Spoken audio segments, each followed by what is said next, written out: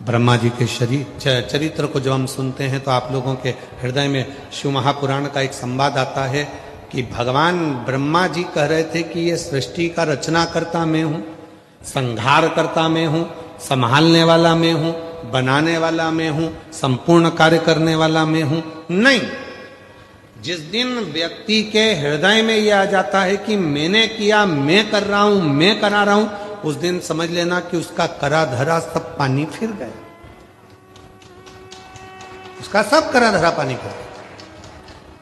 कई माताएं कह देती हैं वो तो मैं जिंदा हूं तो घर चल रहा है, जिस दिन मैं मर गई आटे दाल का भाव मालूम पड़ जाएगा।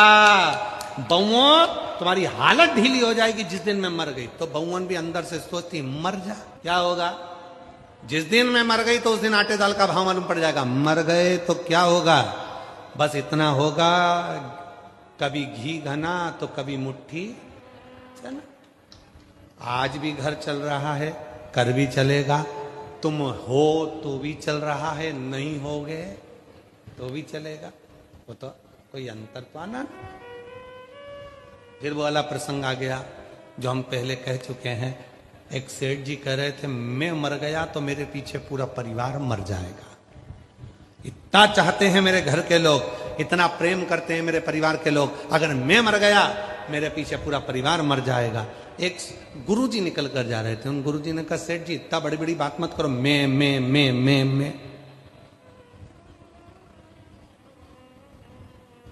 हम भी देखें तुम्हारा परिवार का कितना लोग तुम्हारे साथ मर रहा है, लो मरो अब भी कि अब भी मरो। सेठ जी कहने लगे ऐसे कोई मरता है क्या? गुरु जी बोले तुम तो वैसे ऐसे चक्कर खा के पानी पीते पीते लुढ़क जाओ, मैं सबसे कह दूंगा मर गए, हमें देखना है कौन कितना मरता है।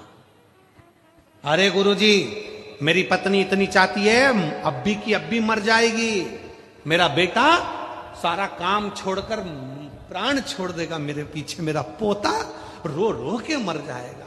इतने में गुरु जी बोले मुझे वही लीला देखना है, तू मर तो गिर, चक्कर खा के गिर। उसने कहा मैं नहीं गिरता, नहीं मुझे तो देखना है, गिर जल्दी से, और अगर मेरे परिवार को कुछ हो गया तो उसकी गारंटी मेरी, चल लुढ़क। और पानी पीते पीते सेठ जी नीचे गिर गए चक्कर खा के। गुरुजी ने कहा उठना मत ही जब तक मैं नहीं बोलूं। डॉक्टर को बुलाया गया, डॉक्टर साहब से किलवा दिया, डॉक्टर साहब बोल दो तुम भी यहीं बैठ जाओ कि ये तो मर गया। डॉक्टर ने कह दिया मर गए। इतने में जैसे ही सुना मर गए, पत्नी धाड़ धाड़ के रोने लगी, अरे स्वामी तुम चले गए, मुझसे कहा तक नहीं, प्रभु तुम चले गए मैं कैसे जीऊंगी। खूब रो रही थी। गुरु जी बोले क्या हो गया बेटा, मेरा स्वामी चले गया। गुरु जी ने अपनी जेब में से एक छोटी सी पुड़िया निकाली, पुड़िया निकाल कर कहा मेरे पास ऐसी दवाई है, तू खाएगी तू मर जाएगी, पति जिंदा हो जाएगा, पति जिंदा हो जाएगा, ले तू खा ले। पत्नी रोते रोते बोली अब तो इनकी उम्र हो गई थी। पति मन में सोच रहा है कल बोल रही थी कि तुम जवान दिखते हो और अभी बोल रही उम्र हो गई थी। पति उठने ही वाला था, इतने में गुरुजी ने चिमटा खोल दिया, पड़े रहे चुपचाप, उठ मत जाना। बेटा आ गया, बेटा रो रहा था। पिताजी ने पूछा तू क्यों रो रहा है? मेरे पिताजी चले गए, किससे कितना लेना था ये भी नहीं बताया। बाप चले गया उसका गम नहीं है, किससे कितना लेना था ये भी नहीं बताया। इतने में गुरुजी ने बोला ये बूटी तू खा ले, तू खाएगा तू मर जाएगा, तेरा पिताजी जिंदा हो जाएगा। इतने में बेटा रोते रोते बोले पिताजी कह रहे थे अब तो सारा काम तुझे ही संभालना है, पिताजी को शांति से जाने दो। पिताजी बाप सोचने लगा बताओ ये काय की औलाद है। छोटा सा पोता रो रहा था, बच्चा तू क्यों रो रहा है? मेरे दादाजी चले गए, अब मुझे कुरकुरा कौन दिलाएगा, बिस्कुट कौन खिलाए? पुड़िया निकाल कर गुरुजी ने कहा ले तू खा ले, तू खाएगा तेरा दादा जिंदा हो जाएगा, तू मर जाएगा। इतने में पोता गुरुजी के कंधे में हाथ डालकर बोला तुम क्यों नहीं खा लेते?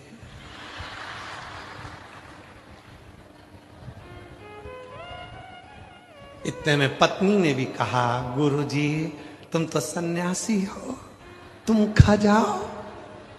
बेटा बोला, गुरुजी तुमने तो घर छोड़ दिया, तुम खा जाओ। सब मिलके गुरुजी को खवा रहे, पर घर का एक नहीं खा रहा।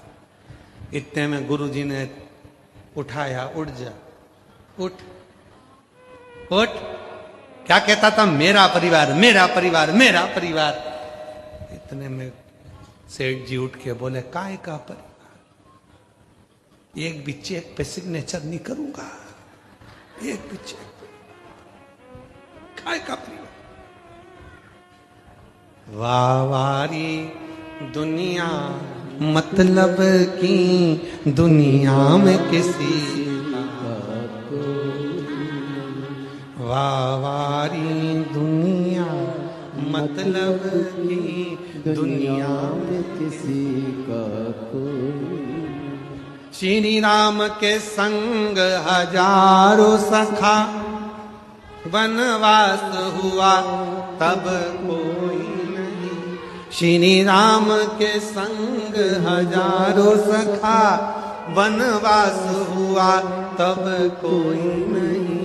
वावारी दुनिया मतलब की दुनिया में किसी का कोई। अब मानो उसके भावों की शुद्धता का प्रतीक शिव है, सर्वस्व है। जो कहते हैं मेरा मेरा मेरा, वो कुछ भी मेरा नहीं, कुछ भी नहीं।